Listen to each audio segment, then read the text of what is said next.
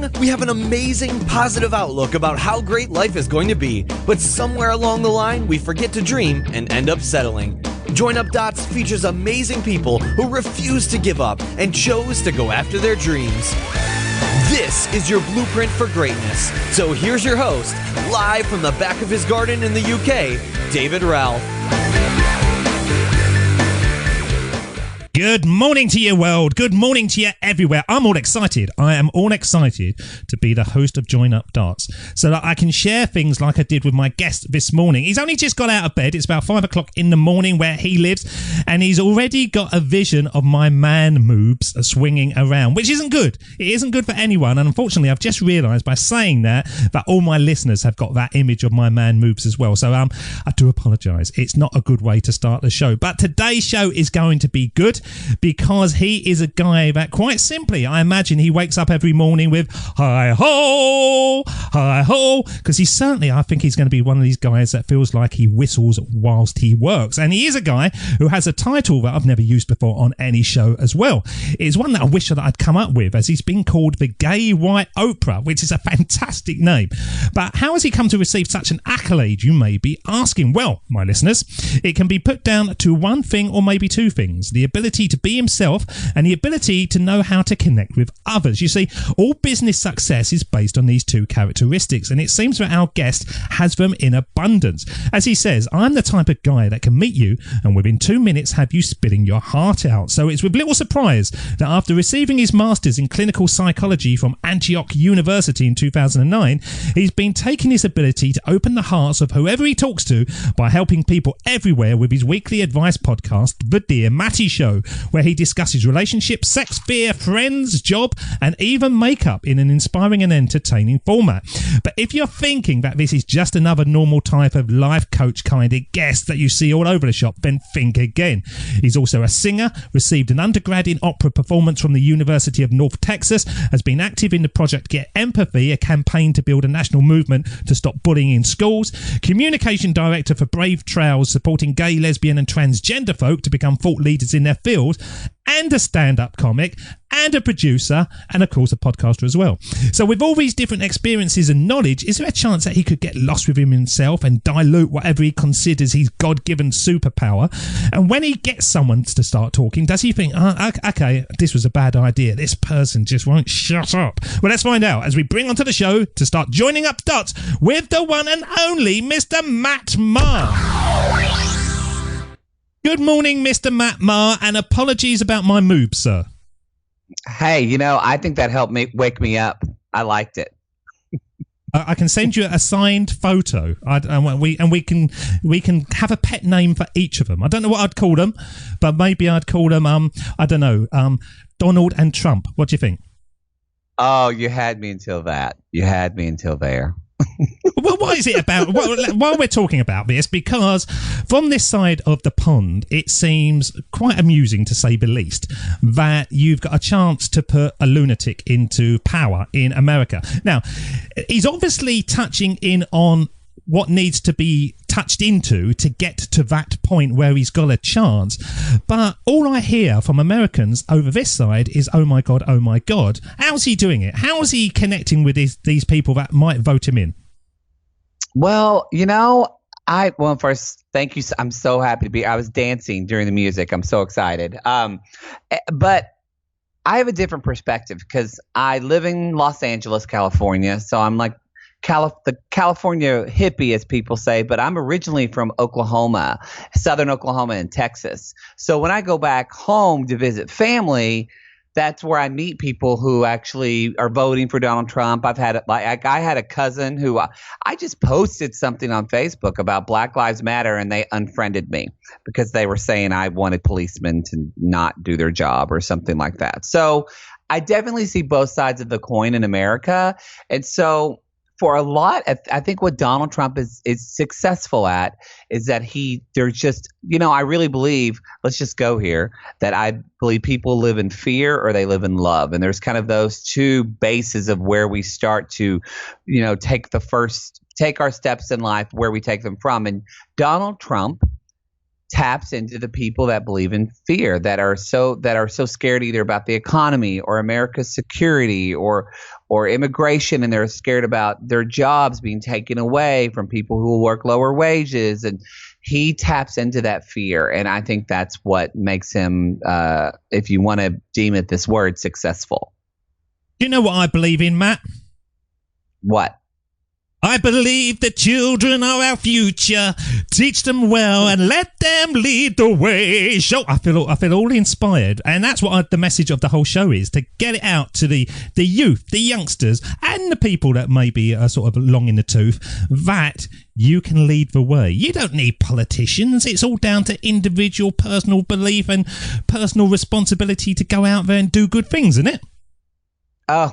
You're talking to someone who loves Whitney Houston too. And yes, I mean, no matter what, politics are politics. So that's just going to keep on going and keep on keeping on. So you might as well do what you can in your heart and your life and focus on that here. Because yes, do I think if Donald Trump was president, he would ruin America?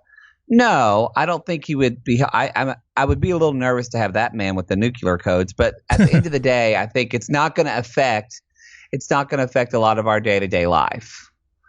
Well, let's bring it back into you, because obviously in 30 years' time when somebody's listening to this show, that's kind of old news. We won't know who's in power at that stage, but you are still going to be rocking and rolling, hopefully, doing your thing.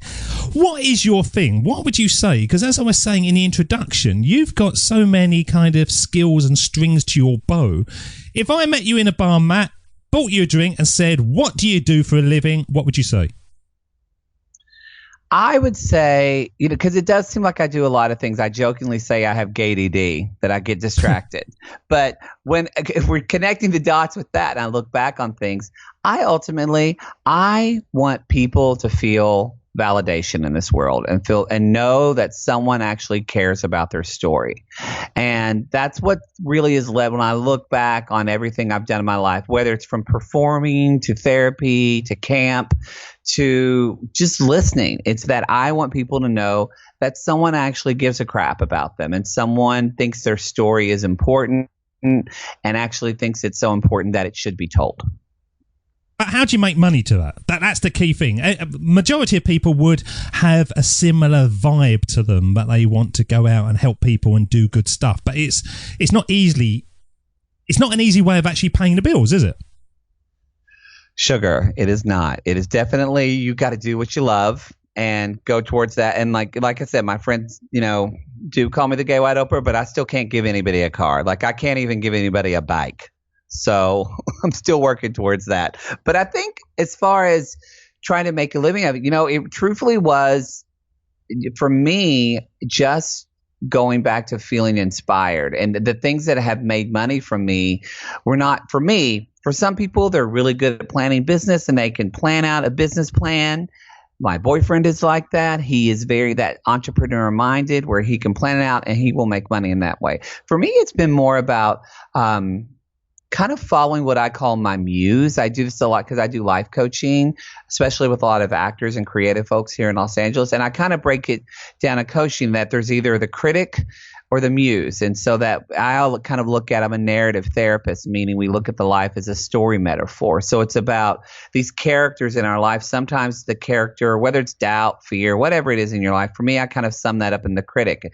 And there's times where the critic will write the story of my life. It'll tell me that, oh, well, you can't interview this person because you're not famous enough, or you won't know what to ask them. You're going to freeze up. Whereas my muse, which is kind of my joy, will say, you totally can interview this person because you want to know interesting things about their life. You want to help support this person. You want to help this person share a story. And it's, for me, it's been when I've listened to the muse in my life, those are the things that started making money in my life, such as like with starting a podcast, with deciding to be a commercial actor just for the fun of it. And I thought it would be, and I remember watching them as a kid with my grandmother, and it made me feel connected to my grandmother to get into commercials. And now that's how I make a majority of my living too, is through acting. So that's just been a huge thing for me. It's for me following the joy in my life rather than the fear. And do you think that's a key thing that most people miss? And, you set off on a path when you're a young kid of just basically being selfish and doing what you fancy doing. And you come home from school and you go out and play and you just spend your summers on your bike riding around, or at least I did. But then once you get to sort of your late teens, your sort of early 20s, that kind of enjoyment goes out the window and you're just looking for money, really. Yeah, I mean, I think for myself, because I grew up in a very conservative part of America, in Oklahoma, a very small town, about 4,000 people.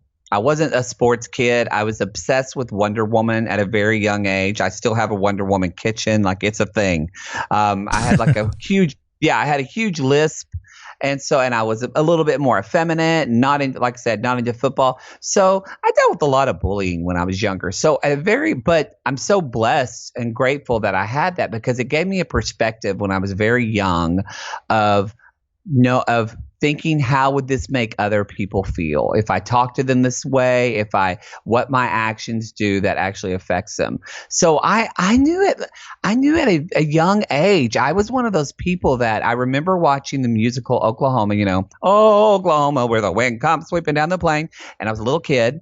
But I remember watching that first scene of Oh, What a Beautiful Morning and thinking, I want to do that in my life, even at 5. And I couldn't put it into words, but I could put it into a feeling that I knew I was drawn to. I wanted to affect people the way I was affected just then watching that musical. And granted, it's carried on into, using activism and stories, but still, for me, it's always a performance, which you're really good at on the show, it's about entertaining people as well and putting out a message. And so that's been a driving force for me. So I am fascinated from everything you said. My thought keeps on going back to Wonder Woman. Now, when I was growing up in the 70s, it was Linda Carter. And yes. I haven't seen Wonder Woman for years, but I just remember she had some kind of magic lasso that could make people tell the truth, which is now probably just drugs or alcohol. And she had some kind of device on her wrist to dodge bullets. But other than that, she was rubbish. She just looked very nice. Did she have some kind of super talent that I've forgotten about? Well, I'm going to say so many just that I could go on and on about Wonder Woman. But I think something that did attract me to Wonder Woman is that she was about truth. She was actually created by William Marston Moulton, who was an American psychologist, and he was the inventor actually of the lie detector. Modern day lie detector. And he also believed very much that he thought it's interesting that in America we could potentially have a woman president, because he was very adamant back in the 1920s and 30s that women, he felt, were actually superior to men and could be leaders. So sorry, that's my nerd coming out. But as far as what Wonder Woman inspired me, I think again, and then because I've written papers about this when I was doing my master's in psychology, I talked a lot about superheroes and kind of how that affected me growing up. And I think what Wonder Woman gave me is that she was someone who I needed a superhero at that time. I needed to have the hope of a superhero because, again, I was going through – my family was wonderful. My family's always been wonderful. They created this kind of love bubble for me at home and were always supportive.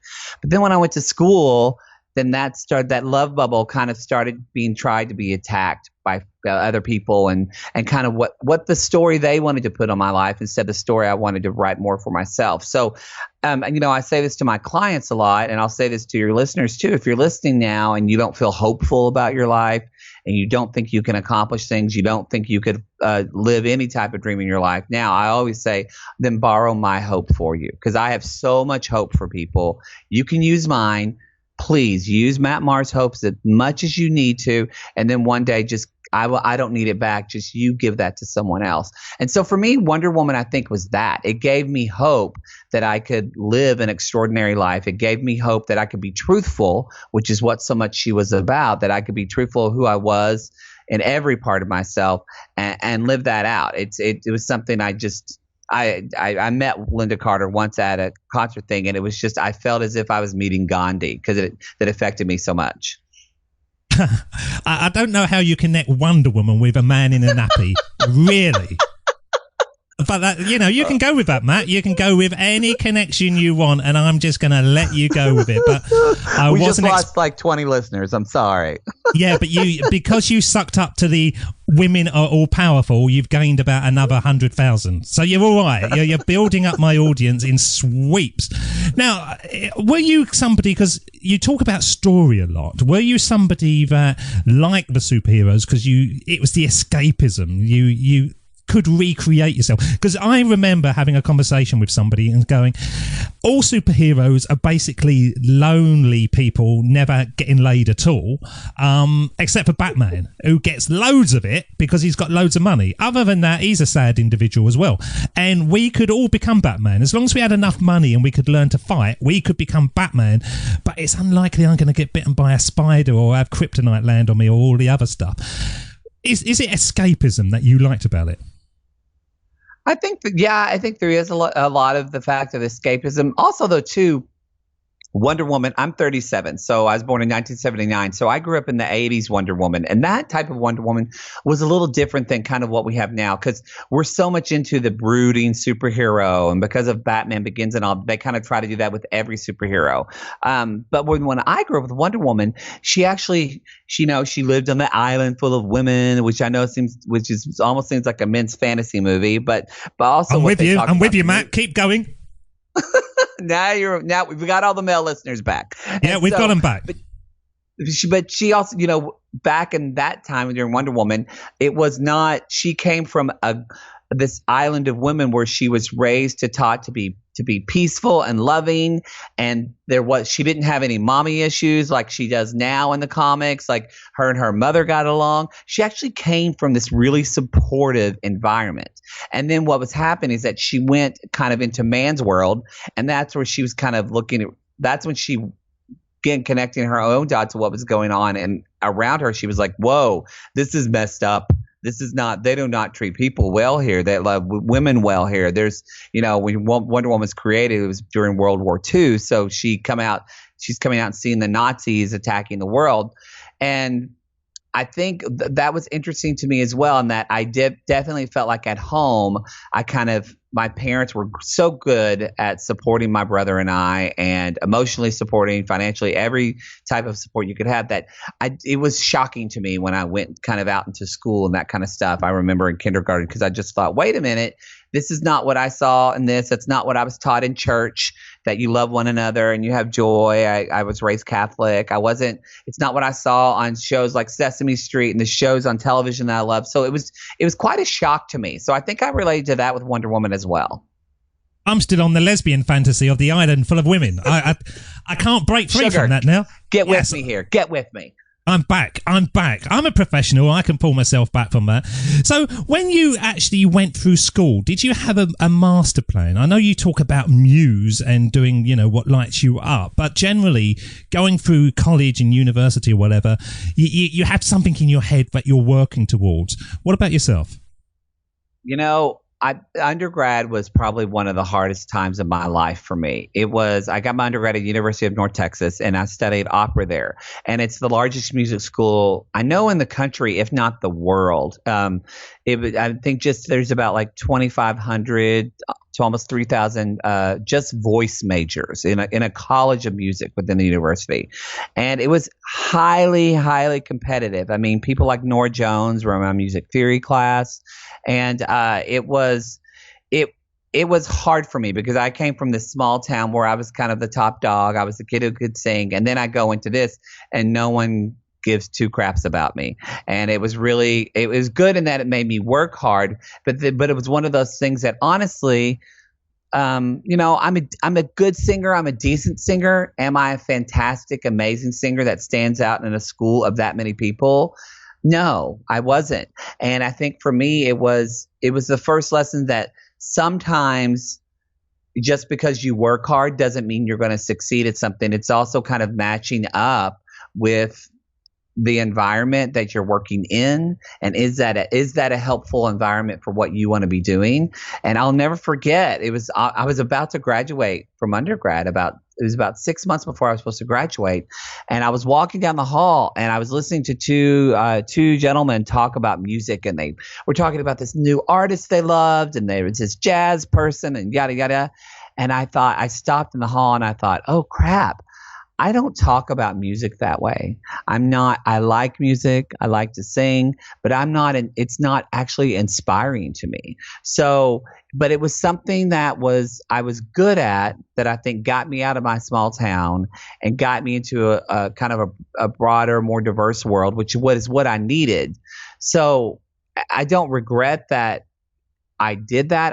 I love that I did that, because it gave me a lot of appreciation for the arts. But I think ultimately singing saved me, in that it got me out of Oklahoma, and it got me out of the kind of a conservative part of America that wasn't going to be helpful for me as a gay man to live in. But it wasn't what I was supposed to do. But I didn't know that until, obviously, like we talk about on the show, looking back, because at the time I was pretty devastated, because my identity was so wrapped up in being a singer. So after I stopped my undergrad and I graduated, I remember I moved back in with my mom for a couple of months, and I was literally just like, where do I start from here?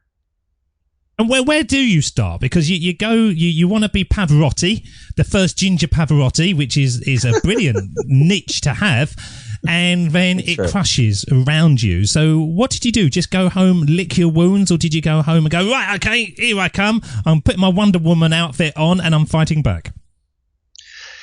For me it was, I always wanted to have a talk show. That's what I was passionate about when I was younger. I mean, I used to record Oprah and Donahue. I'd come home and watch them on the tape, and I would sit on our fireplace, and before a guest would answer a question and before Oprah would ask the other question, I would pause it and ask my own question or try to guess what she was going to ask. So obviously a lot of boys in southern Oklahoma don't do this. It was an obsession for me. But I got away from that. I think in high school, and then especially in college, I really got into, as the psychologist Carl Rogers says, I started shoulding on myself. You don't have to bleep that word. I said should. But I did. I started shooting on myself, in that everybody said, oh, in high school said, oh, you're such a good singer, you should go to music school. So I said, oh, okay, that's what people say I should be doing. And then I went into college, and they said, oh, you should practice like this, you should work like this, you should think about doing this. And I just was doing what I basically, as a narrative therapist, I was letting other people write my story, because my own fear, my own doubt, my own critic was saying, if you don't listen to these people, you're not going to be a success. So I think what happened after that is, because I'd done all that and it didn't work, that I started reconnecting with, what do I love? And for me, that was the joy of stories and just talking to people. And a lot of it happened for me is that I still am a very big Shania Twain fan. So can you see a theme? I just love beautiful women in my life. Well, I don't know what's happening. I think it's coming out that you might be a gay man, Matt. I'm starting to link things together. Everybody needs their own Judy Garland, sugar. That's what I'm working towards. And so yeah, I love Shania Twain, and I went to a concert with her. My father took me to a concert with her, and I made a sign with Shania Twain. And long story short, but I ended up getting to go up on stage and meet Shania Twain. And actually, she asked me to sing a song with her, and it was amazing and incredible. But that's not even like the best story of all that. Is that it led me to when this was back in the day when we would have like Yahoo fan groups or whatever, where I would go to the Shania Twain group and just nerd out and talk with other people about Shania Twain online. And obviously I was single at that point, very, very single.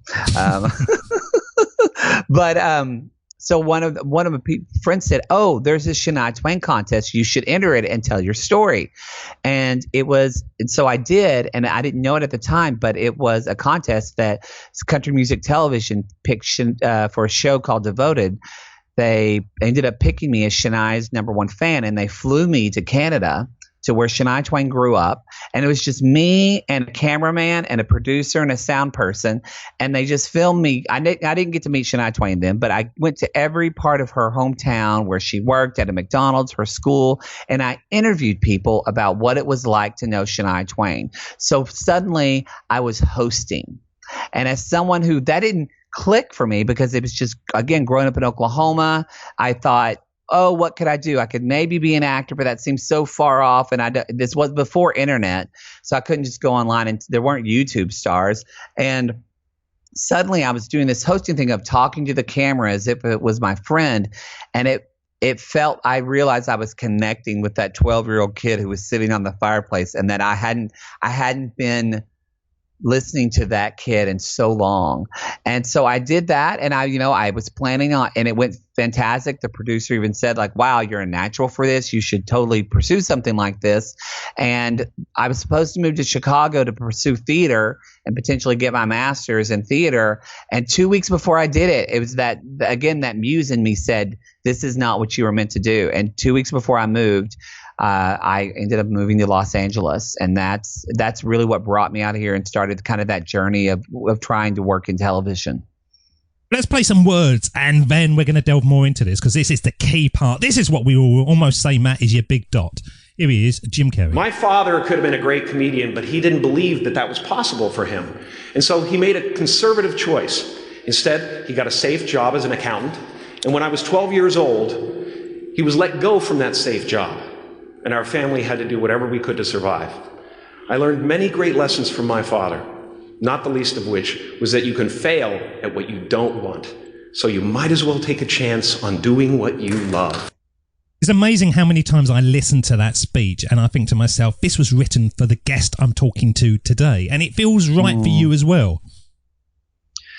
Oh, very much so. Because I definitely have that experience of, do I have regret? Yeah.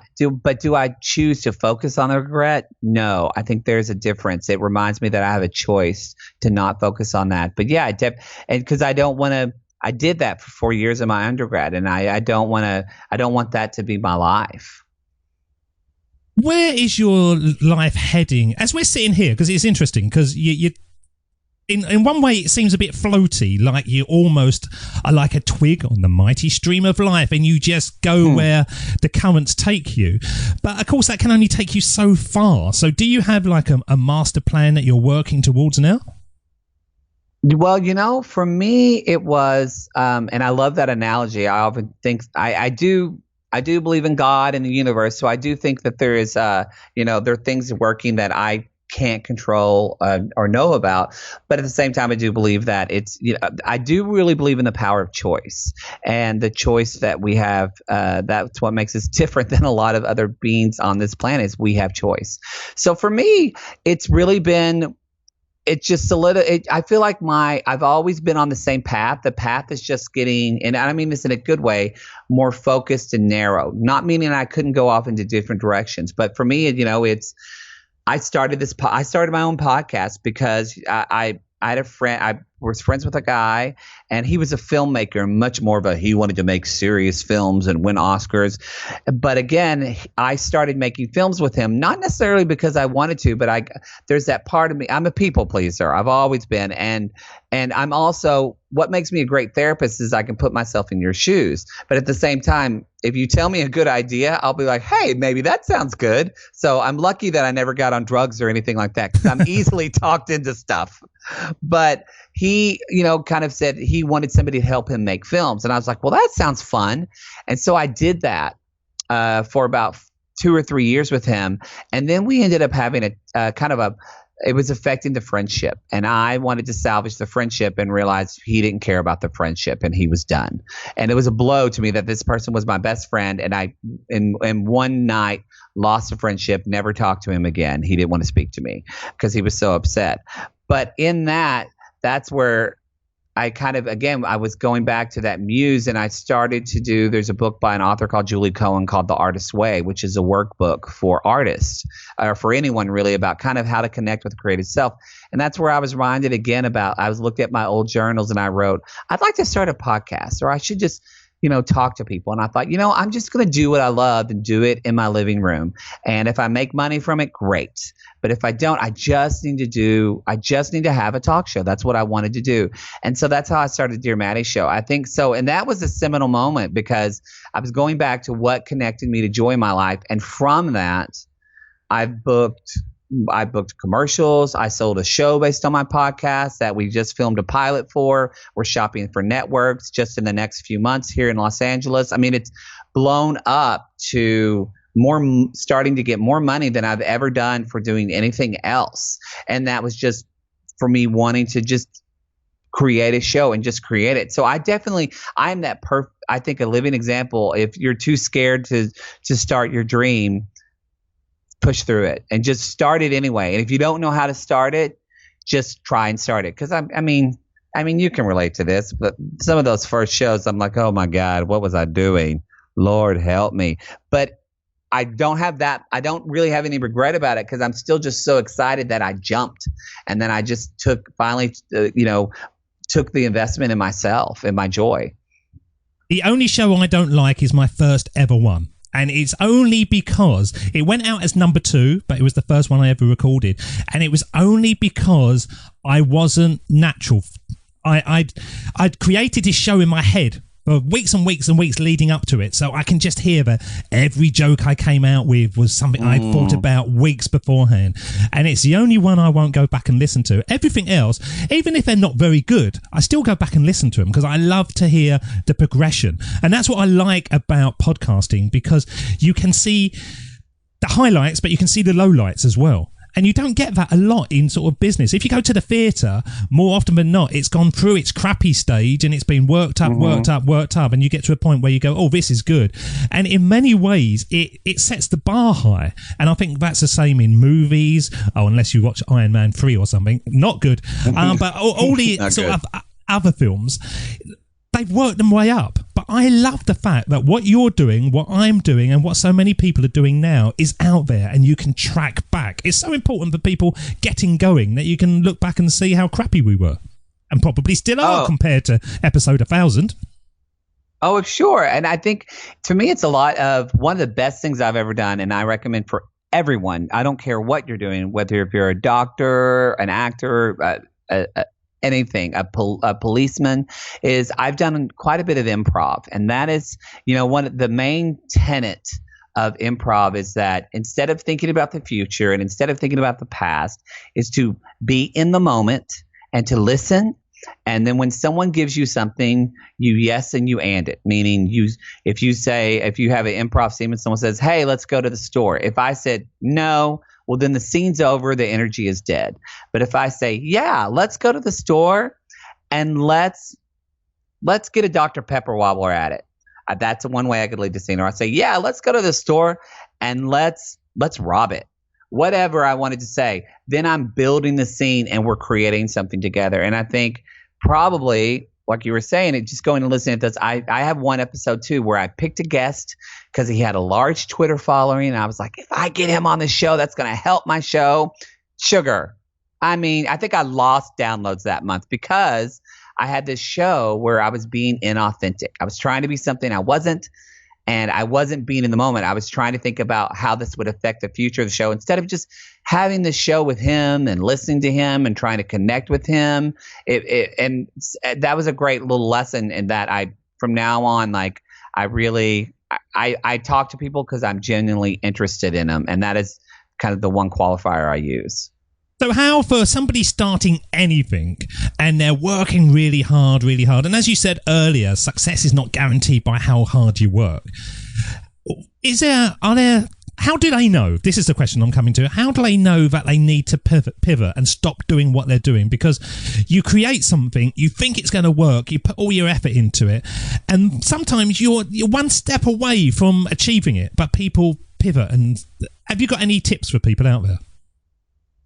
Yeah, because, and I definitely want to clarify and say I'm a 1,000,000% believer in hard work. My father, he was and is still the hardest working man I've known. And so to see him, my mother too. And so that is super important to me. And with hard work though, I think it's also matching up hard work with what gives you joy, and an environment of support. So what I would say to people is, one, if you're in a situation like I was in my undergraduate degree, where I was kept going through all the steps that everybody was telling me to do, but yet nothing was happening, that's a whisperer, or that's the universe yelling at you or putting up a wall. So for me, I think a great way to pivot was to really just listen to your gut, because that's what I wasn't doing. I wasn't listening. I started probably like around my junior year of college. So like 2 years, when I backtrack that point of standing in the hallway and hearing those other musicians and going, oh crap, I don't feel this way. If I join up the dots from that moment and I look back, it's probably about 2 to 2.5 years where things started telling me, this isn't what you're wanting to do. Like I remember like an opera singer talking about how they weren't ever home, and they were home maybe 20 days a year, and that they never could have kids, and that having been in a relationship was really hard because you're never home. And I remember then thinking, I don't want that. But still, I just kind of kept going, and I didn't pay attention to the dots. I didn't pay attention to every time that my gut went, well, that doesn't sound like fun, or that doesn't sound like what I'd want to do, but everybody's telling me if I do this, I'll be a success. I'll be a teacher's pet. I'll make straight A's, which I did, and all that kind of. And so for me, for people that are like, where do I pivot? I really think it is, if you're in that space where you feel frustrated, then journaling is great, because it has you think more about what your gut is thinking. Also, another great step to take is, whether it's meditation or mindfulness, to just try to really connect with the core of who you are, which for me that's the soul. That is, what is connecting you in the universe. And I kept not listening to that soul. I was listening to other people's voices. Let's listen to what Oprah has to say about that. Here she is. The way through the challenge is to get still and ask yourself, what is the next right move? Not think about, I got all of this stuff. What is the next right move? And then from that space, make the next right move and the next right move. And not to be overwhelmed by it, because your life is bigger than that one moment. You're not defined by what somebody says is a failure for you, because failure is just there to point you in a different direction. She's saying be quiet and listen to your little voice, isn't she? I tell, especially with my life coach, I use that quote all the time. I just told a friend who's going through a breakup and didn't know what to. I literally just said to him 2 days ago, I said, what is the next best thing you can do for this? And I think that's so, and I think that is, I use that all the time with clients and myself. It's making small steps. I think people get in these situations that want to pivot in their life and change things, and they feel like, how do I do all of it? No, I think it really is. Again, I'm a big fan of writing out, whether it's list, journal, because we get in our head. When we're in our head, that's a playground for your critic. Your critic in your head can say, no, that's not right. No, that's not real. Or no, nobody cares about that. It can tell you all these things that you either learned from your community, your parents, wherever you had negative experience in life. Whereas when you write it out and you actually see it on paper, of what would be a small step. So if you want to, let's say you want to work from home, well, then write out your goal of, I really want to work from home. Well, and then I do a lot of backtracking. What is the next thing? What is the thing that I could do to get from home? Well, if I was working from home, I'd be making $5,000 a month. So if I need to make $5,000 a month, then how much would I need to be making a week? You can do it that way through monetary, because some people it's easy for them to talk about money first. For others, it's not. And so that's really, for me, what I did that when I started doing a podcast. As you know, it's overwhelming. We learned the tech. We're trying to learn all these different. I am not a tech person. My goal in life was to marry a man who is really good at technology and amazing at being an accountant. I didn't get that, so I had to learn it myself. So I thought you'd got me 50% then. I thought this was a marriage proposal coming my way, Matt. Well, my boyfriend, what can I say? I fell in love with him.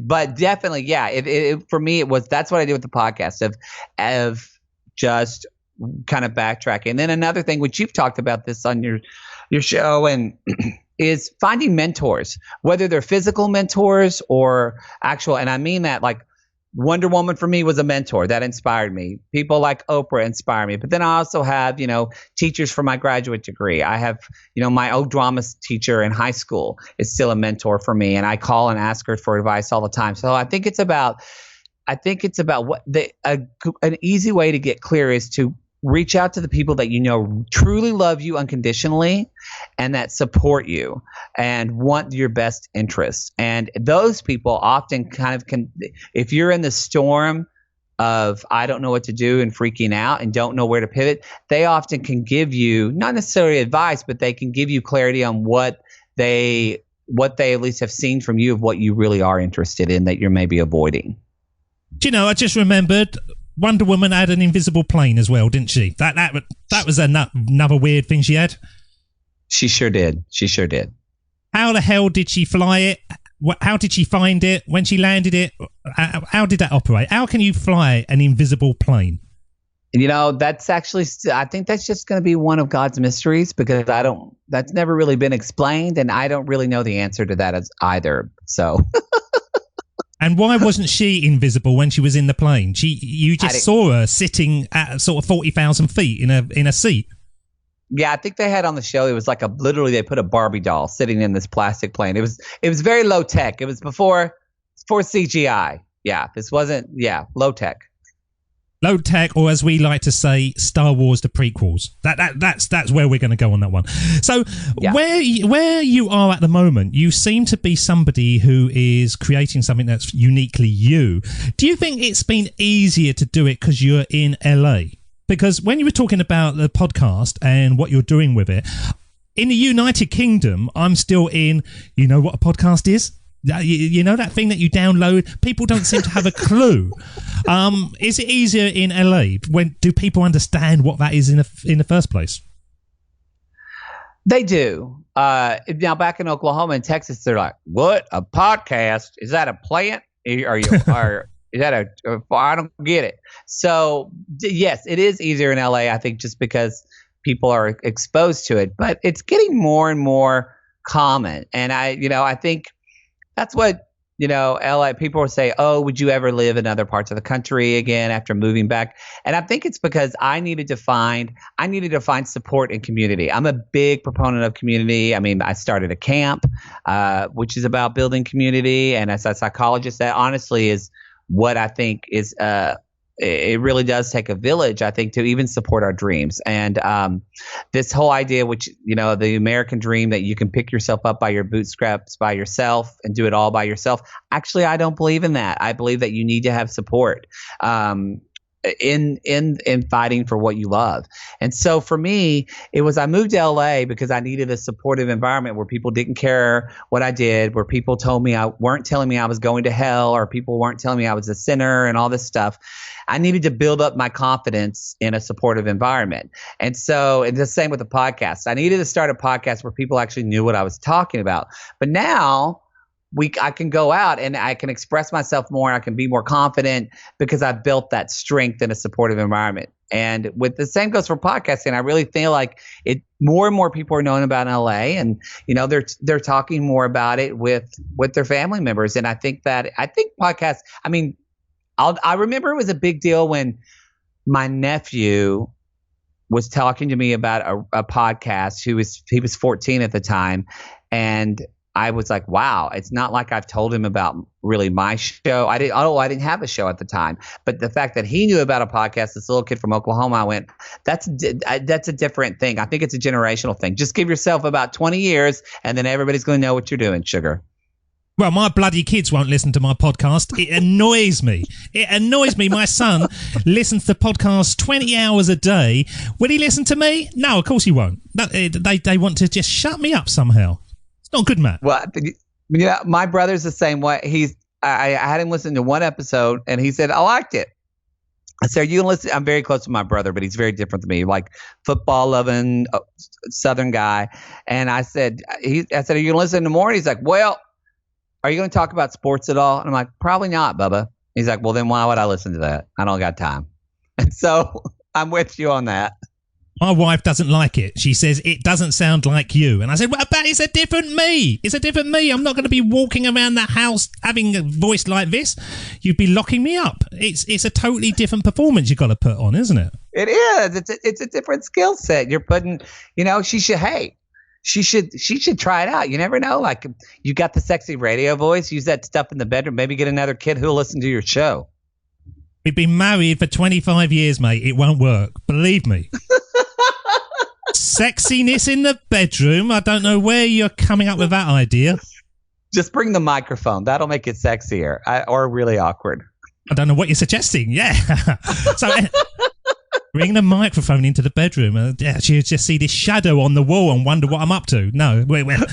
Let's move on to the end of it. This is the speech that Steve Jobs did back in 2005 when he talks so eloquently about having faith in something. Let's hear it again. Steve Jobs. Of course, it was impossible to connect the dots looking forward when I was in college, but it was very, very clear looking backwards 10 years later.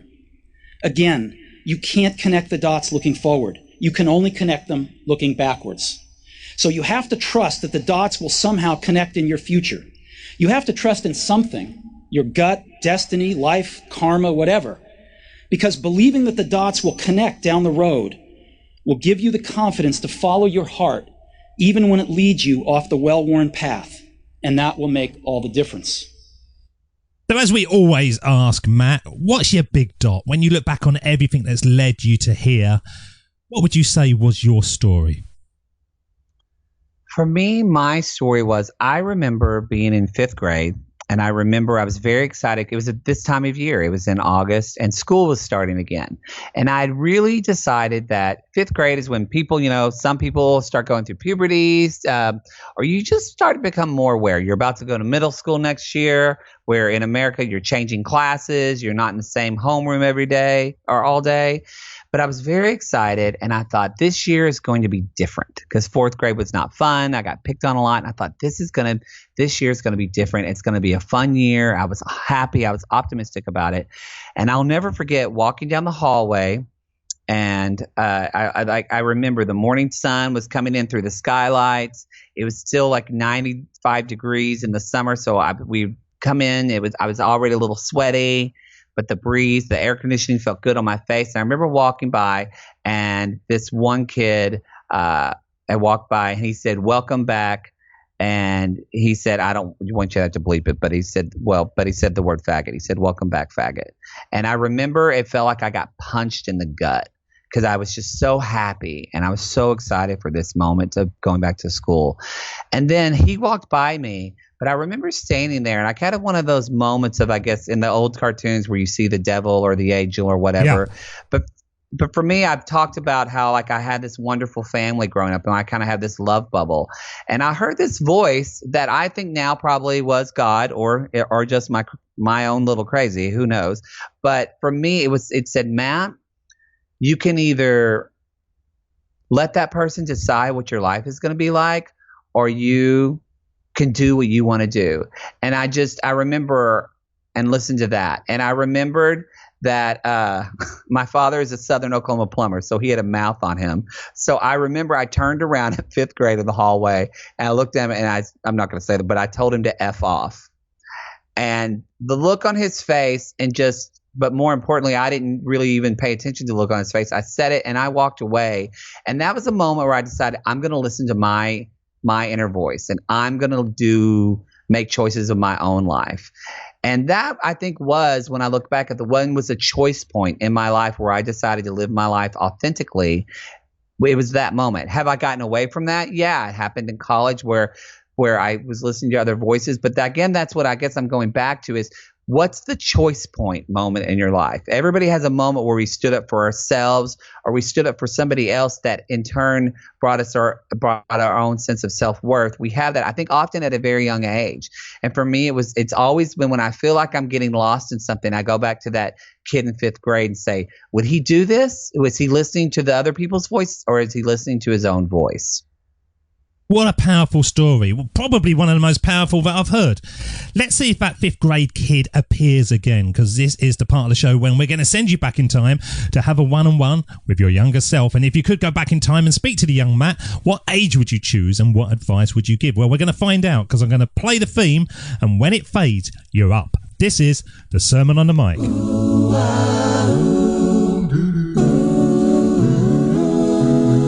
Here we go with the best bit of the show, the Sermon on the Mic, the Sermon on the Mic.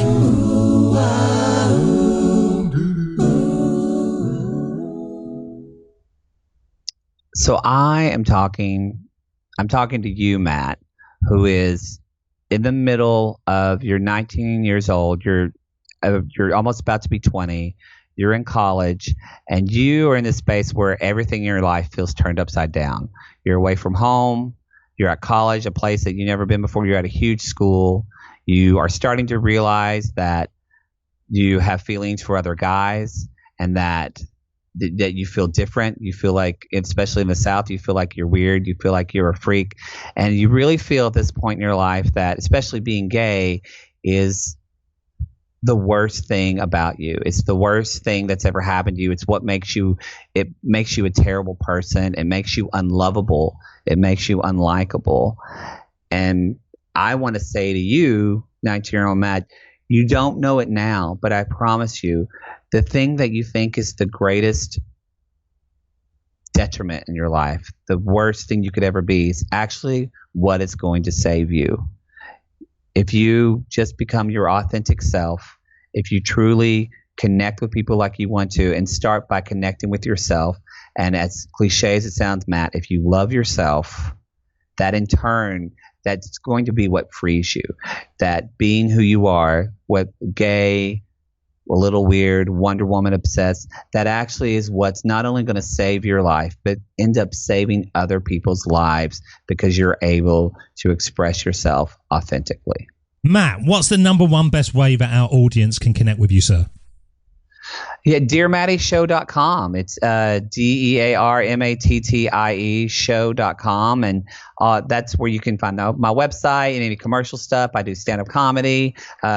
Any social media too is the Matt Marr, 2 T's, 2 R's. But if you have an advice question for the show and you want to, if I get a question that says, Dear Mattie, how do I bring a microphone for sexy time into my bedroom? Then I'm going to know who wrote it. That's all I'm saying, sugar. Yeah, and it probably, how do I not bring a microphone into the bedroom? This would be the only show that my wife bloody listens to, and you've ruined it. There's no more children. I might as well tie a knot in the end of it, Matt. It's finished for me. You've ruined my sex life. Well, you're welcome. I think my sex life went when Pompeii went under the ashes many years ago. I'm sharing too much. You've given me truth serum. I'm coming out with it. Matt, thank you so much. Don't say truth talk. Oh, thank you so much. This was a joy to do. I really truly do. I'm so glad I found you, and I'm a subscriber and fan of your show now, because it does lift me up. Thank you very much, mate. Thank you so much for spending time with us today, joining up those dots. Please come back again when you have more dots to join up, because I do believe that by joining up the dots and connecting our past is the best way to build our futures. Matt Marr, thank you so much.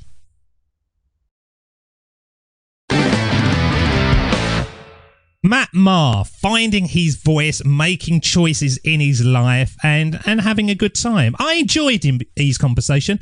I enjoyed the sort of whimsical notion that he has got some kind of library or museum of Wonder Woman stuff in his house. I've never met anyone like that, but it's slightly bizarre, but that's what Join Up Dots is all about, finding out about these things that you wouldn't get on other shows.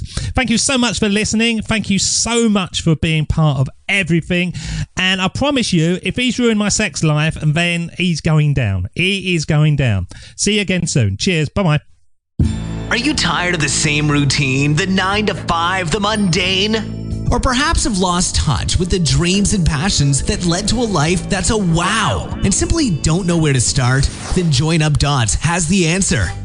Dream Starter Academy is the #1 group mastermind online today, showing our members how to create their own business, lifestyle, or dream job. teaching you how to find your thing, teaching you how to build income around your passions, and giving you a life where you leap out of bed with a instead of a.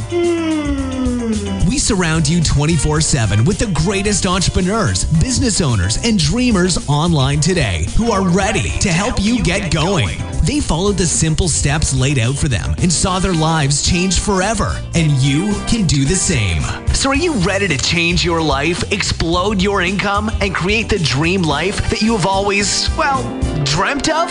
Then join with us today by heading over to joinupdots.com and look for Dream Starter Academy. We look forward to working with you. See you on the inside. David doesn't want you to become a faded version of the brilliant self you were once to become. So he's put together an amazing guide for you called the 8 Pieces of Advice that every successful entrepreneur practices, including the 2 that changed his life.